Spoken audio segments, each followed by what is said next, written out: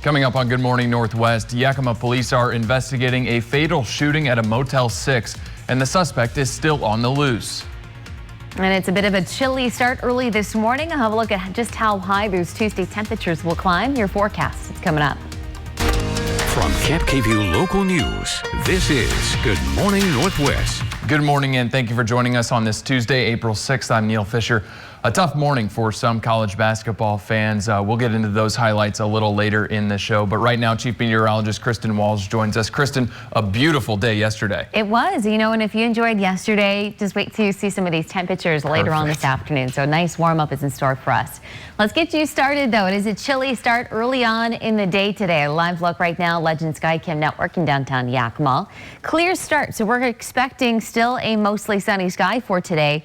A lot of locations, though, are down into the 20s and 30s. So 28 currently in Yakima, 32 for Prosser in the Tri-Cities.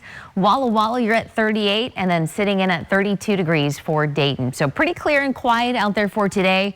We are looking ahead to a few changes, though, that will arrive by midweek. So still enjoy that sunshine today. 63 degrees at lunchtime, 70 by later on this afternoon. So I'm tracking the chance for that wind that is expected to return. I'll have a look at how long it's expected to last and some cooler temperatures as well. Your full forecast, it's all coming up. All right, thank you, Kristin.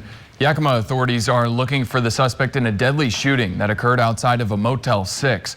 According to the Yakima Police Department, officers were dispatched to Pendleton Way around 3 p.m. yesterday.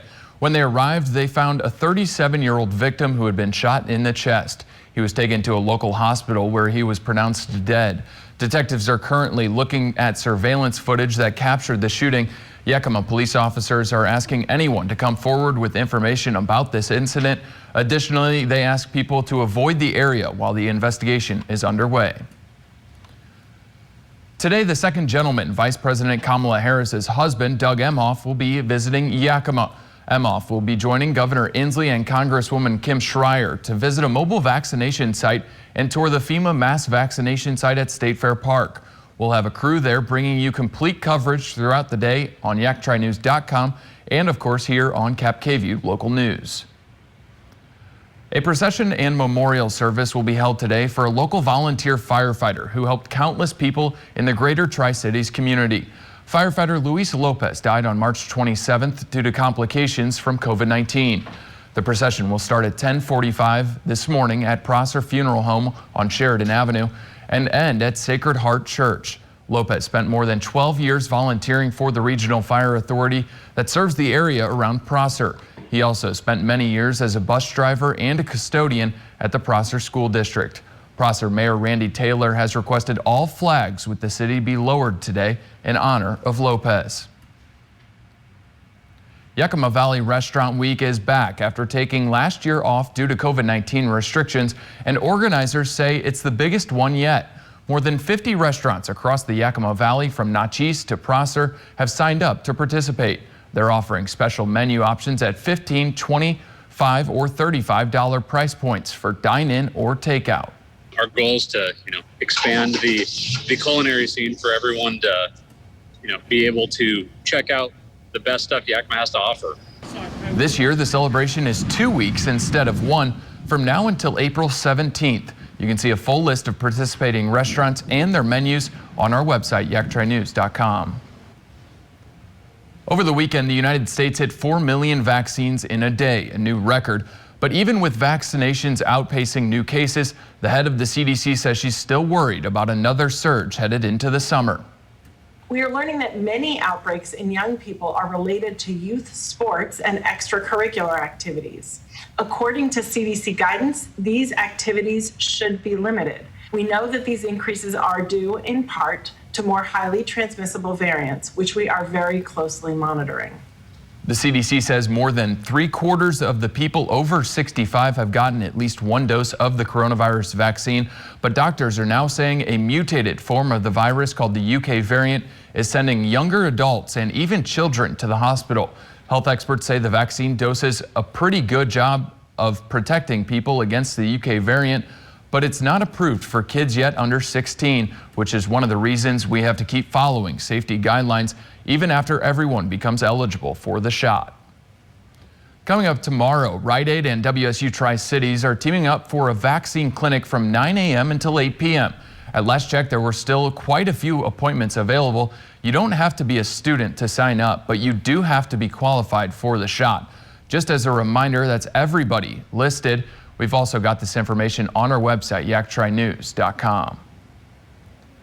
The National Labor Relations Board has found that Amazon illegally fired 2 employees last year. The employees, Emily Cunningham and Marin Costa, were vocal critics of Amazon. They organized workers around climate action and warehouse conditions during the pandemic. Amazon says it fired Cunningham and Costa, both user experience designers, for violating internal policies. The company says it wasn't because they spoke out against working conditions. According to the New York Times, the Labor Board is planning to issue a complaint if the case is not settled. Washington state apple industry officials say the fruit's exports have dropped substantially compared to recent figures. Data from the Washington Apple Commission says the state exported 18.8 million 40-pound boxes of apples from the 2020-2021 crop as of last week, which is down 20% from this time last year and down 16% compared to the 2018 season. And while nearly 28% of the state-produced apples were shipped abroad, the percentage of exports for the 2020 crop is expected to drop below 25%. Exporting apples and other crops from the U.S. has remained a challenge as a result of the pandemic and trade issues with other countries. At 5:06, let's take a quick break here on Good Morning Northwest. Before we do, Kristin, what can we expect? We're going to look for a nice warm up today, but I'm tracking the wind that is expected to return over the coming days.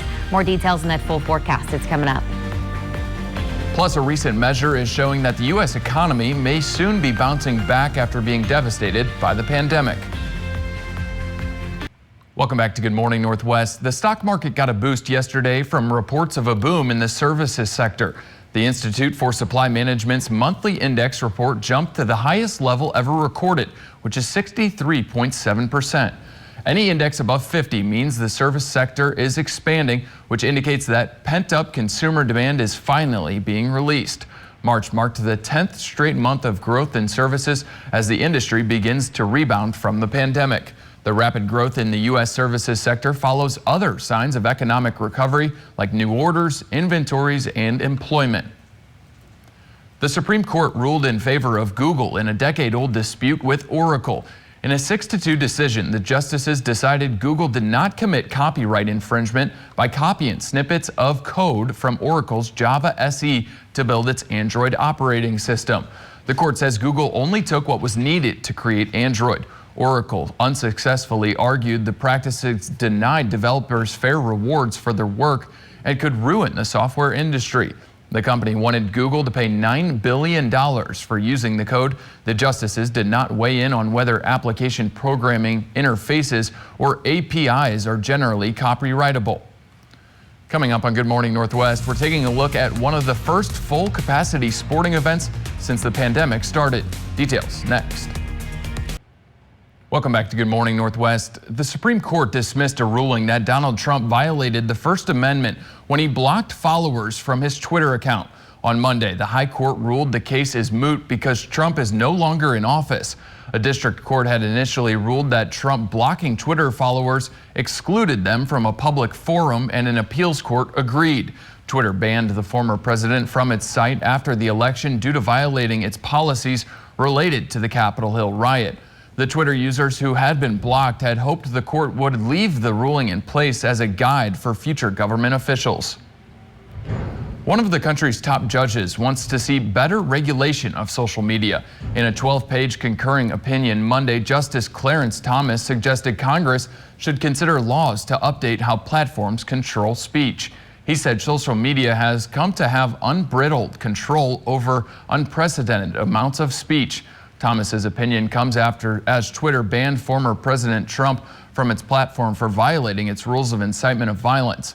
Some conservatives have called on more regulations in the tech world to combat what they view as political bias on social media. No other justice joined Thomas's opinion. Major League Baseball decided to take the All-Star game out of Atlanta after Georgia's legislature put controversial new limits on voting. The game is reportedly headed to the home of the Colorado Rockies in the Mile High City. One Washington congresswoman is offering up T-Mobile Park. She tweeted, "Hey MLB, we want people to vote, and they do. Voter turnout was 84% in the last election, so bring the All-Star game to the home of the Mariners." The All-Star game brings a big economic boost. Tourism officials in Georgia estimate losing the game and the MLB draft cost them more than $100 million. And yesterday, the Texas Rangers welcomed a crowd of at least 38,000 fans to Globe Life Field in Arlington for the team's home opener against the Toronto Blue Jays. The game marked one of the first full-capacity sporting events since coronavirus shut down all sporting events more than a year ago. The Rangers are the only Major League Baseball team allowing full-capacity seating at their ballpark. That's in part to Governor Greg Abbott doing away with mask restrictions last month and allowing businesses to open at 100% capacity. Globe Life Field is around 40,000 seats at their capacity, so just around there for that game. And this brings us to our poll question of the day. Do you feel safe attending a full capacity event right now? You can vote at yaktrynews.com/vote, and we'll have those results at the end of the show. Texas Governor Greg Abbott declined to throw out the ceremonial first pitch at yesterday's Texas Rangers game. He says his decision is because of Major League Baseball's stance on voter integrity laws. In a letter to the Texas Rangers, Abbott wrote that it was shameful America's pastime is being influenced by partisan politics and false narratives. He says he will no longer participate in any event held by Major League Baseball, nor will the state of Texas seek to host any MLB special events. Now, Cap KVU First Alert Weather with Chief Meteorologist Kristin Walls. Sponsored by Click It RV Tri-Cities. Now, we certainly had a beautiful start to the work week yesterday. Temperatures yesterday afternoon climbed up in the low 60s, and we're looking for some nice changes out there today. So close to 70 by later on this afternoon. So just a sunny day. Some changes, though, moving in our direction by Wednesday. Those winds will start to pick up. We're talking some wind gusts for tomorrow, 25 to 35 miles per hour. And behind the system, it is going to turn a bit cooler by the end of the work week. Even this weekend looking a bit chilly as well. So we're going to enjoy some light wind speeds with those warmer temperatures this afternoon. Most locations right now between 5 to 10 miles per hour. But here's Futurecast. Not much of a change out there today. It's really on Wednesday. Light start with those winds in the morning. Throughout your afternoon, they will start to pick up again the afternoon and the evening hours. And it's going to stay a bit breezy as well for your Thursday. So our wind gusts on Thursday could be between 25 to 35 or 20 to 25 miles per hour. Temperatures out the door this morning right at that freezing mark in the Tri-Cities, upper 30s in Walla Walla, 32 degrees as well in Prosser. And then on one of our colder spots, Yakima, you're sitting in at 28 degrees. Clear and quiet, so nothing here locally. We're going to see some quiet conditions again around the Pacific Northwest. Frontal system, though, will be making its way through on Wednesday. So enjoy the sun out there today. Again, close to about 70 degrees. We will have increasing clouds Wednesday. Those winds will start to pick up towards the afternoon. Really not looking at any rain chances locally, but of course the higher elevations could see a little bit of some rain, a wintry mix at times. Still breezy, but the sun is back out on Thursday, and then just some beautiful weather is expected on Friday with that mostly sunny sky. But we will have a drop in our temperatures. So we're looking at 70 degrees out there today, 60 on Thursday, back up to about 65 degrees on Friday, and a bit chilly for this upcoming weekend. Upper 50s and low 60s. Saturday will be another day that we could see some increasing winds as well around the area. So highs out there for today, upper 60s for Yakima and Toppenish with 60 degrees in Cle Elum. 70 today in the Tri-Cities with 68 degrees in Hermiston, 70 today in Hanford. Walla Walla today at 67 and then up to 66 in Pendleton. Overnight tonight, just a mostly clear sky, bit chilly. Numbers tonight should be down into the upper 30s and low 40s. So look ahead to your 7-day forecast for the Tri-Cities. Breezy for your Wednesday and Thursday. And again, behind that system, it's going to turn a bit cooler with 60 degrees on Thursday. Still dry as we head into the upcoming weekend, but we'll see a few more clouds there on Saturday. Still another breezy day there with a high of 58, 61 and a mostly sunny sky for your Sunday. And then your 7-day forecast for Yakima. Also looking at some breezy conditions next couple of days as those temperatures start to go back down. 57 degrees on Thursday, 62 on Friday. And then as we look ahead into your weekend, also a breezy day Saturday, back to a mostly sunny sky on Sunday with a high near 60. We'll be right back with much more after the break. Welcome back to Good Morning Northwest. The Internal Revenue Service is sending more money to some people who were shortened in their original stimulus payments. The so-called plus-up payments are going to people whose 2020 tax returns show they are owed more money. Some discrepancies occurred because initial payments were based on 2018 or 2019 returns. Changes to situations in 2020 that were not known at the time payments first went out could have resulted in lower payments for some people. One example is if you earned less money in 2020 than in previous years. Also, low-income Social Security recipients and others who didn't file in 2019 or 2020 may still be waiting for money. Several U.S. air carriers experienced online booking issues yesterday. That includes American, United, and Delta Airlines. Customers were reportedly not able to book flights online. The company's websites weren't uploading available flights to their booking pages. Delta, United, and American all acknowledged the issue on Twitter. The cause of the glitch hasn't been revealed. Other major U.S. carriers, including JetBlue and Southwest Airlines, were apparently not affected. All right, check this out at 5:25. This is Walla Walla Police's future canine officer. He's going to replace Canine Farrell, who's hit retirement age. The little guy doesn't have a name yet. Walla Walla Police say he has to go through training and will start working with his handler sometime this fall. How adorable is that? Oh, he's so cute. I would love, oh my gosh, I want a puppy so bad.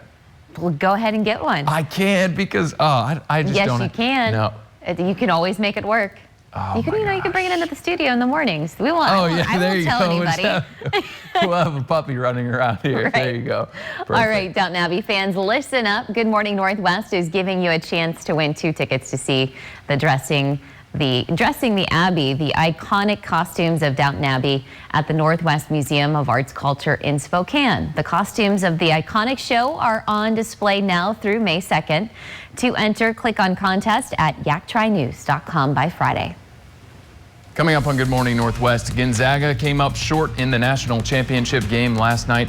We're hearing from head coach Mark Few and reactions from fans next. Plus, we're talking about a push to get people experiencing homelessness vaccinated as health officials are warning about the risk of a 4th surge.